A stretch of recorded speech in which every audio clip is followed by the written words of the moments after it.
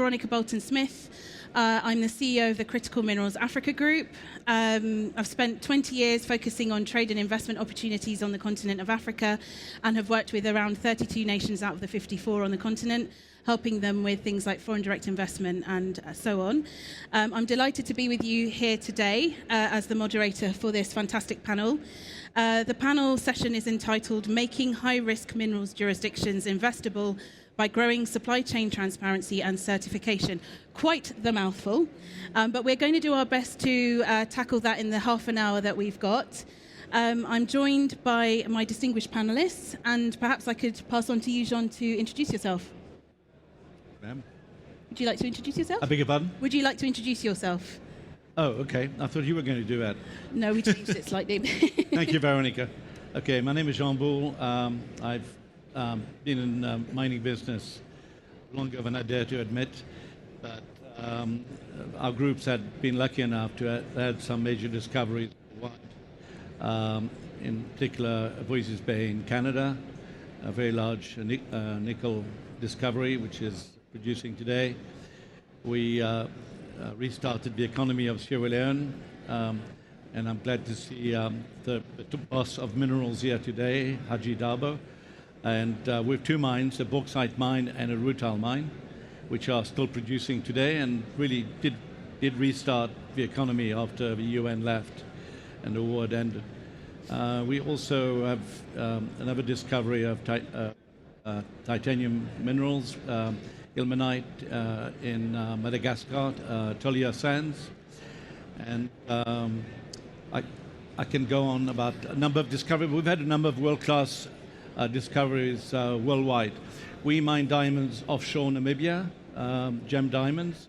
We also are investing heavily in Angola, which I think is the future for diamonds, but also for other base metals.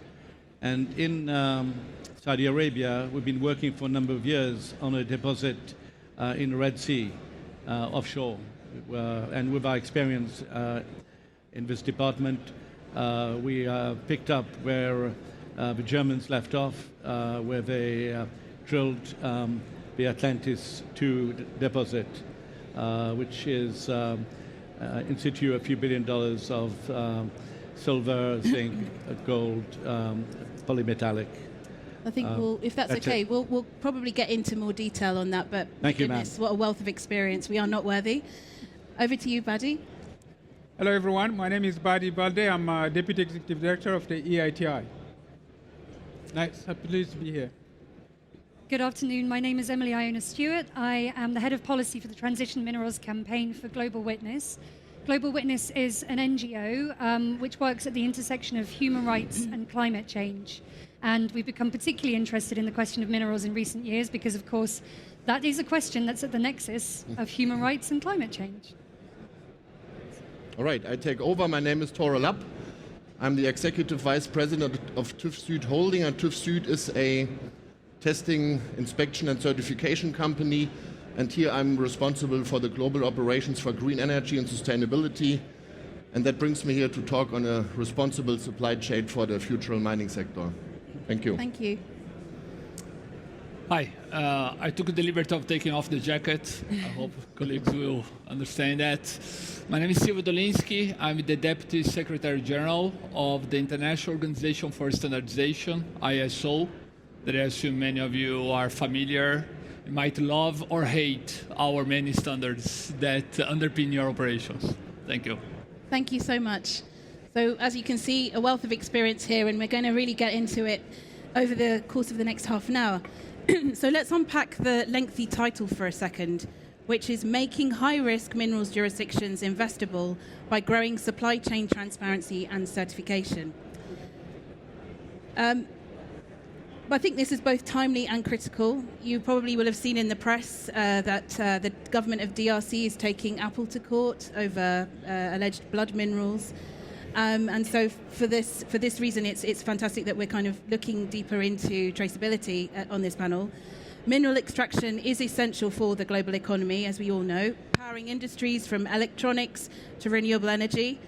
However, high-risk jurisdictions where political instability, human rights violations or environmental damage may be prevalent often present challenges for investors and companies seeking to ensure responsible sourcing and sustainability. So during this discussion, we'll explore how governments, businesses and consumers can help improve the traceability in our global supply chains, as well as sharing insights on what has worked well, what hasn't worked well, and how we can collectively strengthen greater transparency. So my first question is to you, Silvio. I'd love to know what the key challenges and opportunities are in establishing control in transparency systems within mineral supply chains.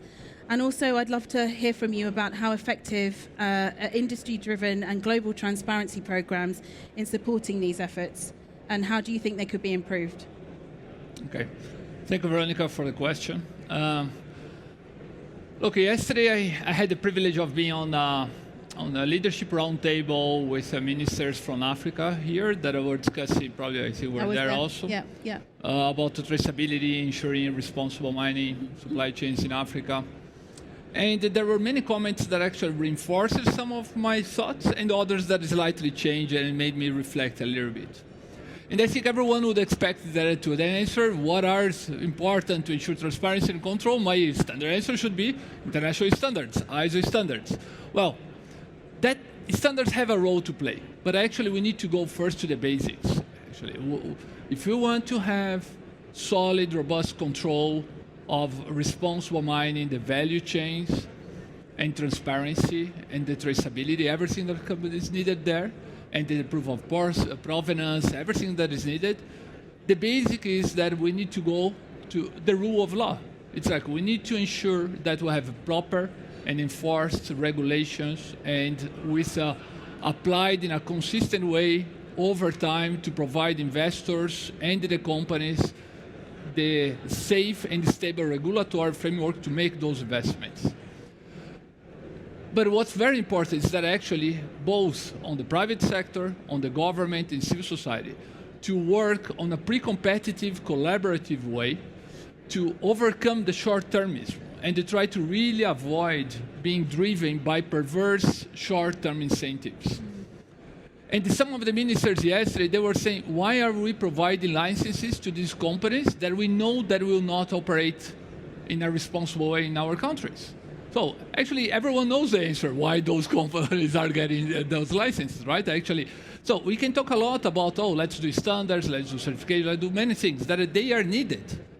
But without first a pre-competitive collaboration between industry, government, and civil society, the communities, to enforce rule of law, to operate with a long-term perspective in the industry along the value chain, the standard certification and everything, it's only music, actually. We really need to go back to the basics. I think that's very important.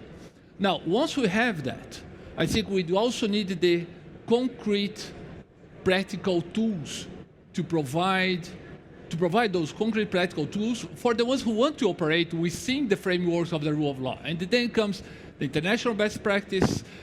Everyone's familiar with ESGs, with everything that is needed there, those frameworks that are very important. But those international standards also need to acknowledge the realities of the countries, of the field. It's not the same to operate in mining operations in the Nordic countries than in other parts of the world. I think that adaptability of these standards about those practices is also very important.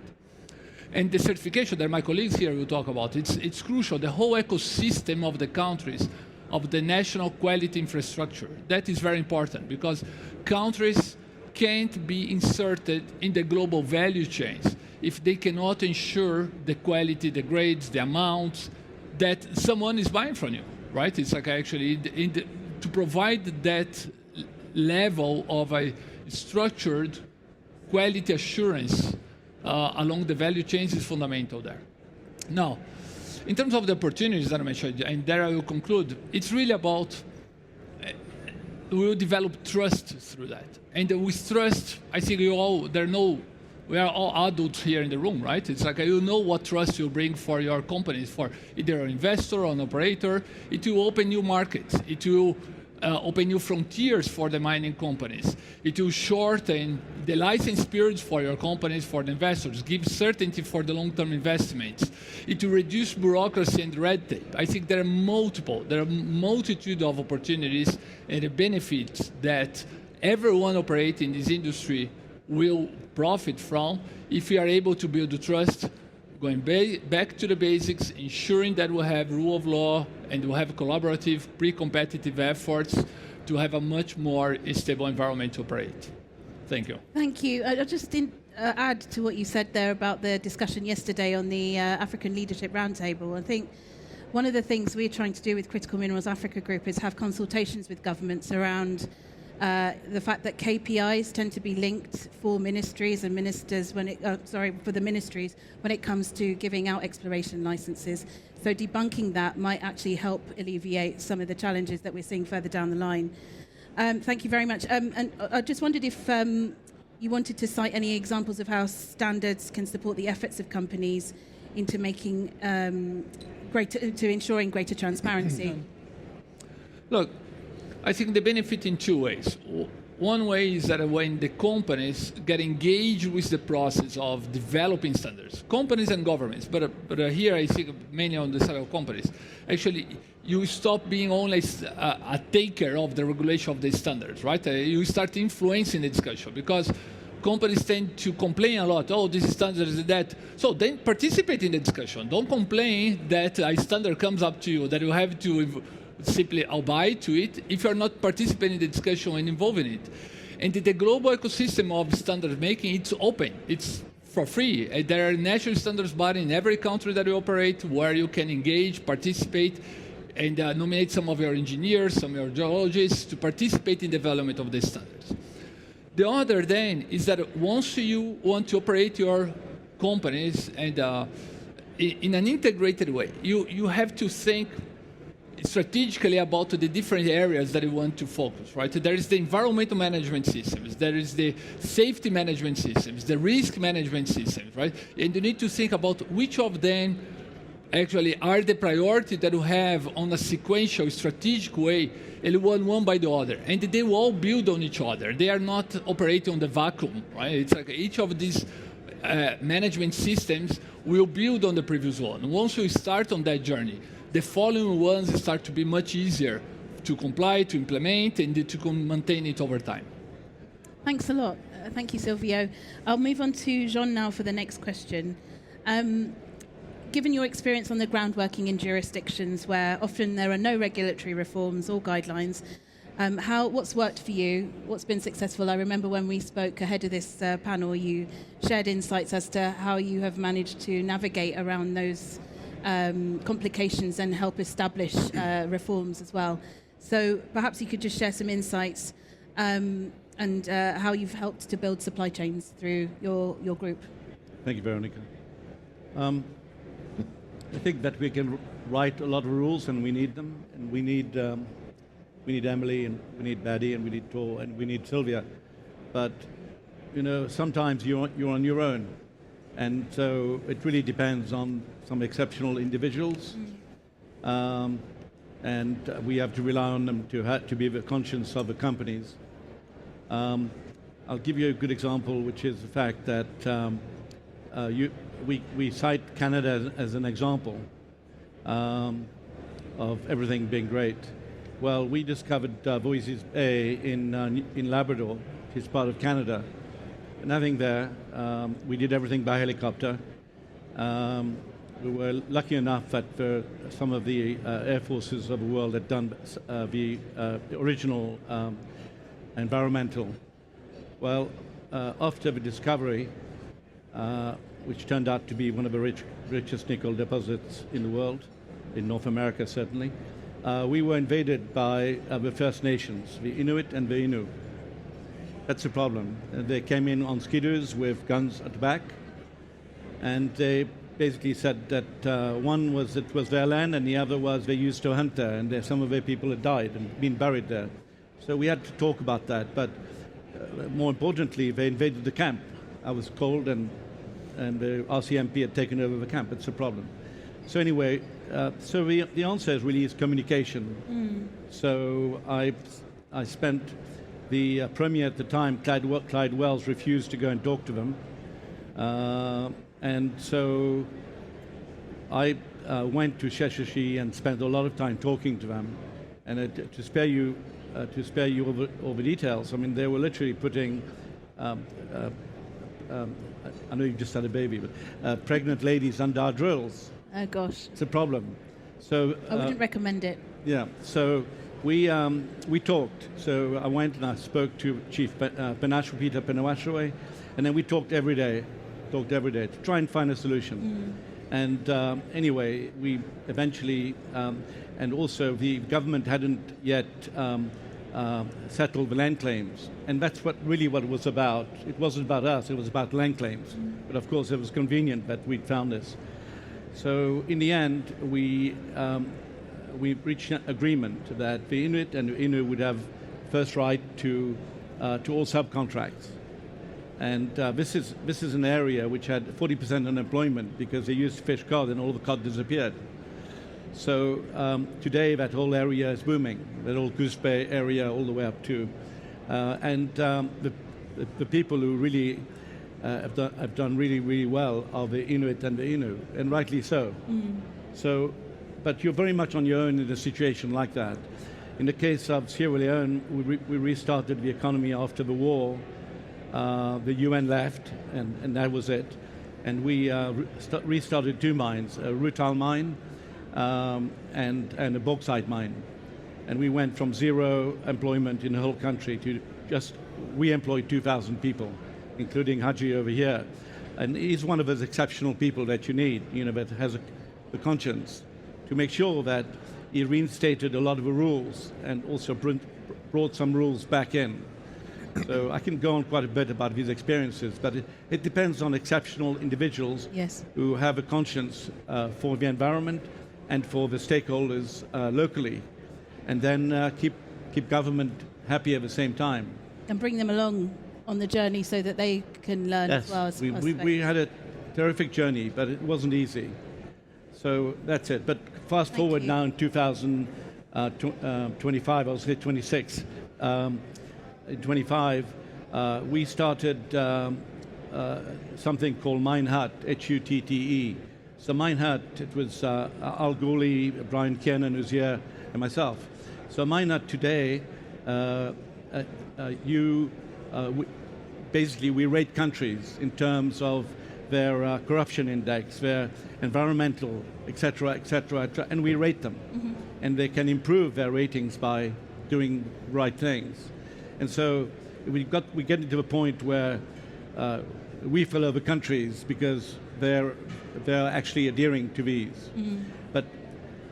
But on a personal opinion, and getting back to Tor and Silvio, I think we need to go back to basics from a point of view that a lot of the time when we sell minerals, the buyer on the other side actually can test, what's in those minerals. And there's no reason why we couldn't, with artificial intelligence and everything else we have today, there's no reason why we couldn't actually identify minerals. De Beers did a good job of, the diamond company, De Beers did a good job of starting the Kimberley process. It's not perfect, but at least we have an idea when the diamonds are coming from an area of conflict. But you could do that with gold if you spend some time on it. And you can do that with bauxite and so on and so on. So why don't we go back to the basic? Obviously, it doesn't suit various buyers that we should do that. But as an industry, why can't we identify the gold from which areas? I mean, we can even tell which mines the gold's from, for instance. So it's time we actually went back to basics. What minerals are we worried about coming from where? But let's look inside the minerals. We can today get them down to atoms. I mean, instead of just talking about it, let's get back to the beginning. Thank you. Thank you very much, John. And I should make special reference to His Excellency, the Minister of Minerals here from Sierra Leone. Welcome. Thank you for joining us. Thank you very much, John. So my next question is now for you, Buddy. With recent news of the government of the DRC taking Apple to court over alleged use of blood minerals, should we be considering a Kimberley-type process for critical minerals, just to pick up on the point there, to ensure more traceability? And what is the feasibility of such a process? Perhaps you could share with us some examples of what's worked well in terms of initiatives that you have implemented with companies. Thank you. Thank you for the question. I will take care not to comment on the lawsuit part. DRC is a sovereign state suing a company. I'm not from the DRC. I'm not party to the lawsuit, and I should not engage in that. But it's an excellent question because it provides a context and to the urgency of the matter we have here. The good news is that we think we have it. We hear all week here about traceability and transparency in supply chain. And I'm here to tell you, at the EITI, we think we have at least 80% of the data you are looking for. But perhaps by a show of hands here, how many people have heard about the EITI before? Okay. It would be shocking. Well, then I should spell out what EITI is. It's the Extractive Industry Transparency Initiative. We are a global standard that's been funded 20 years ago. It is implemented by 55 member countries around the world. Now, why am I saying that we think we have the data is that the standard was designed to help inform citizens about how resources are managed on their behalf and how companies and government contract together and the entire process in how these minerals are developed. Now, what we found out is after you disclose a lot of that data, consumers are actually interested in a similar type of data. If you want to have a robust supply chain, essentially what you are looking after is to link together a responsible sourcing and responsible mining. So we have provided a framework for disclosures for responsible mining at the source. Who is producing? Who has the license? Who is producing? How much are they producing? How much are they? What's the contract? How long is it for? How much payment are they making to the government? And what are the social obligations, be that voluntary or mandatory ones? What are the environmental safeguards? Are they in violations of them or not? We have all that is published on an annual basis. And we verify this. We have a validation mechanism for it. But all of it was directed to citizens. Now we can repackage that information to help inform others who are interested in sourcing minerals in those jurisdictions. So we are working with organizations like the OECD and the London Metal Exchange to have develop some kind of chain of custody to use that type of data. In fact, we just launched a study to help lay out that data for that information. Now I need to qualify my statement. I think we have it, part of it, maybe 80%, because there is 20% that is not accessible, and that has to do with artisanally mined the products or products that are mined in regions that are outside of the control of normal government jurisdictions or jurisdictions that are in dispute. So for those type of mines, we do need to come up with new systems, and we do need to draw inspiration from the Kimberley process for that, but we believe this is feasible. But perhaps one last message I can share here is, it's very much agree in the first speaker, is we do need to go back to the first principle. Why are we doing the traceability in the first place? Because we need to take care not to exclude jurisdictions. If we just implement a blind mechanism or technology-based or whatever for traceability, we risk excluding jurisdiction not only by the name of the country, not without any supporting fact about how minerals are produced there and the degree of responsibility that companies operating in that jurisdictions are adhering to. So I would encourage a little bit of caution, more, and also to think about responsible mining not as a binary issue, but more as a gradation. That's something you need to improve over time, recognizing that, especially in challenging jurisdictions, you need a framework to allow for improvement over time and to be transparent about those processes and those shortcomings. Thanks. Thank you so much. You've given us so much to think about there. I'm conscious of time, so I want to move on to you, next Thor rather. Do you see that there's a necessity for real-time traceability? And I'd like to maybe look at the technology as well. How do you think tools such as blockchain and decentralized databases, smart contracts could enhance responsible supply chains, and what steps could be used to standardize that sort of data collection so as to establish accountability for stakeholders? Yeah, thanks for the question. I think we are all on the same page that the way from mine to market needs to change in many locations, if not in all locations. So far, it's more or less a linear business model which we need to change into our ecosystem, backed up by international standards, backed up by local standard, backed up by any kinds of regulation needed. But how can we do this? How can we trace this? I'm convinced that it will not work the conventional way how we have been doing it in the last 40, 50 years. So the root or the backbone of a responsible supply chain is definitely the approach via IoT, decentralized databases, in order to create accountability, in order to really create accountability along the supply chain. So the answer is definitely yes. We are, I think, in the deep need of this technology in order to have really a clear accountability, a clear transparency along the whole supply chain. As we discussed earlier, and I'm sorry that I'm first now, because we had the same discussion before, that it's really needed to have this implementation happening now. Demand is growing on a global basis. Investments are definitely available, the market is there, but the missing link is really to go towards a responsible supply chain, and that only works by the involvement of IoT, blockchain technology. Smart contracts is also an important thing, to have like an automated compliance in place.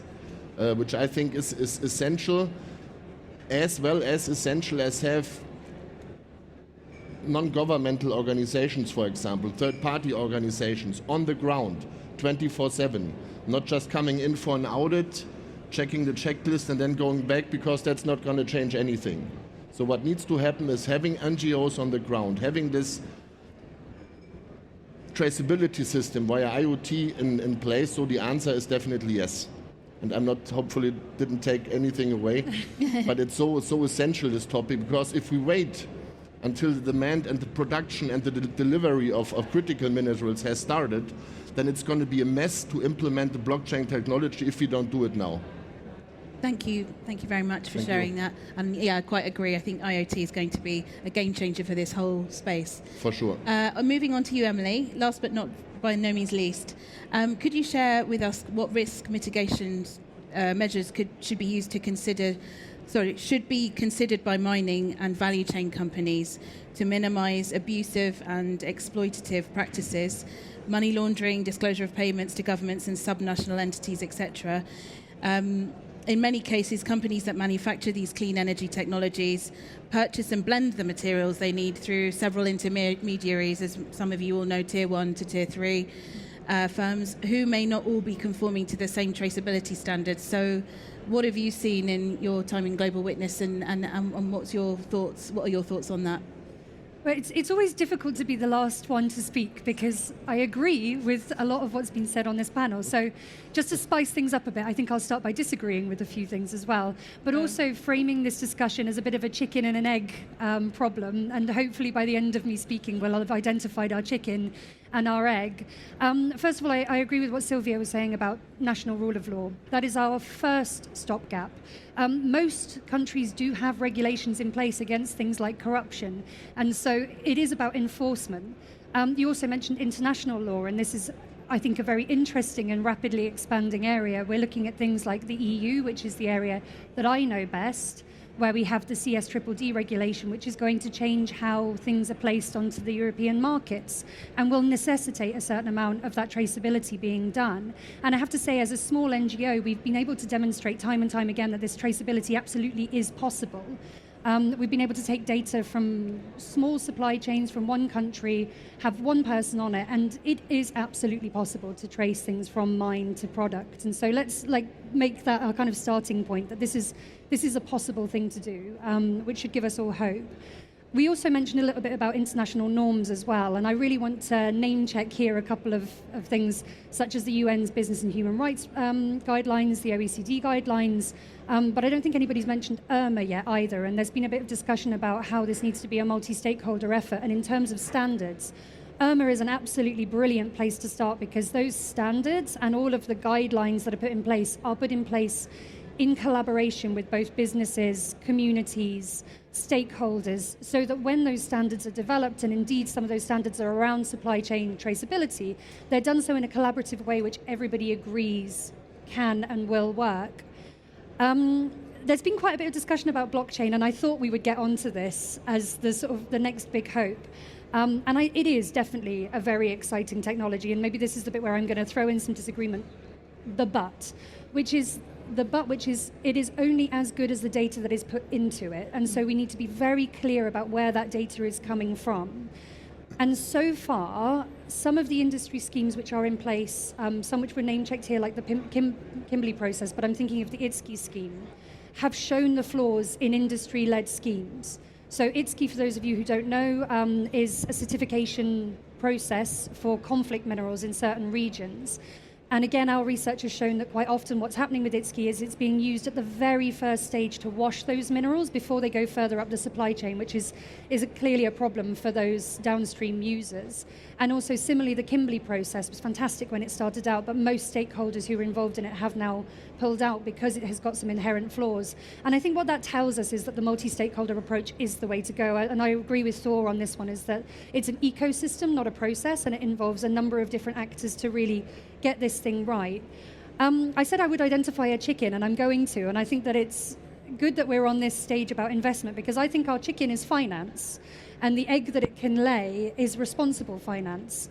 Again, it's not a linear thing, but finance too often is waiting for the circumstances to become better before they invest. Finance can create those circumstances, and it's incumbent on them to do so with contracts. There's a number of different ways that they could be contracting to make sure that the rule of law is adhered to.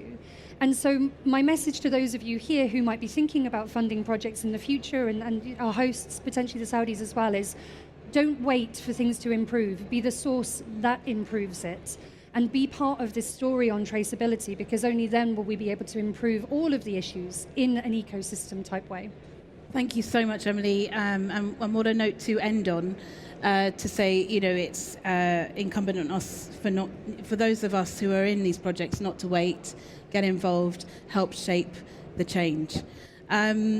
So I'm really sorry. I know we've come to the end of this panel. I would have loved to have continued because there's so much more to unpack. But I just want to thank all of my panelists, and also just do a really quick rundown summary of some of the great points that you all made. There's a need to go back to basics. We've talked about that quite significantly today.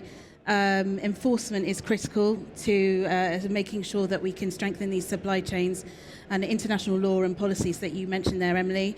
You mentioned IRMA, a platform. So if nobody's looked at it yet, is it something that we can click and look at on the internet? Absolutely. They have a very accessible webpage with all of their standards online, and details on how you can join. Well, there you go. I've just plugged them without even realising. Where are they? I want my commission.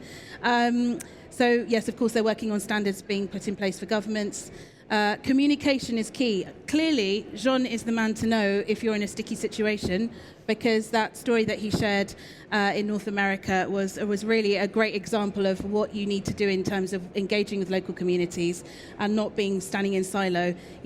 It's a collaborative thing, and it's great to hear that they are the Inuit people there are benefiting from the project as well. We talked about multi-stakeholder approach, so that's also very important, and responsible finance, which I think is a really key point. And we can make sure that we do that through the contracts that we're signing, and insisting on better ways of working. And just to end on that point that Emily shared, which is don't wait for things to improve, get involved. So thank you everyone for being part of this excellent discussion. I'm sorry I can't open the floor to questions, but you know where the panelists are. So please come and chat to them if you'd like to discuss further. It's been a pleasure moderating this panel. Thank you everyone, and look forward to seeing you around the conference hall. Thank you. Thank you very much. Thank you.